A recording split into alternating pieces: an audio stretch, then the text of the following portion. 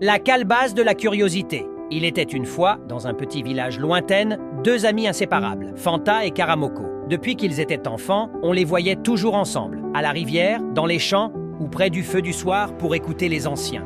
Mais ils avaient chacun un grand défaut. Fanta voulait tout savoir, même ce que les adultes gardaient secret. Karamoko, lui, voulait tout essayer, même ce qu'on lui interdisait. Un jour, une rumeur parcourut le village. La vieille Mumbalia, connue pour ses pouvoirs mystérieux, avait déposé une calebasse étrange devant sa case. On disait que cette calebasse renfermait les vents du malheur et qu'il ne fallait jamais la toucher. Les anciens avaient prévenu tout le monde. Ne vous approchez pas de la calebasse de Mbalia. Celui qui la touche perdra ce qu'il aime le plus. Mais un soir, poussés par la curiosité, Fanta et Karamoko se faufilèrent jusqu'à la maison de la vieille. La lune brillait fort, les chiens dormaient et tout le village était silencieux. Fanta murmura « Karamoko, je veux voir ce qu'elle cache ». Et son ami répondit « Moi, je veux la toucher, juste un peu ». Ils s'approchèrent, tremblants. Karamoko souleva doucement la calebasse et Fanta pencha la tête pour regarder à l'intérieur. Mais à peine leurs doigts l'effleurèrent qu'un cri perçant s'éleva. Le vent se mit à tourner autour d'eux. Les arbres pliaient, la terre tremblait. De la calebasse sortit une fumée noire qui prit la forme d'un grand serpent de poussière. La voix de Mbalia résonna. « Vous avez ouvert ce qui devait rester fermé. Vous avez réveillé l'esprit de la désobéissance. » Fanta et Karamoko voulurent fuir, mais leurs jambes devinrent lourdes comme la pierre. La fumée les entoura, puis s'éteignit dans un dernier souffle. Le lendemain matin, les habitants du village retrouvèrent la calebasse brisée. À côté, il n'y avait plus trace des deux amis. Seulement deux statues de pierre, l'une tenant une main levée, l'autre penchée vers la calebasse. Les anciens comprirent que Mbalia les avait changés en pierre pour protéger le secret. Depuis ce jour, les parents disent à leurs enfants « Quand tu passes près de la case de Mbalia,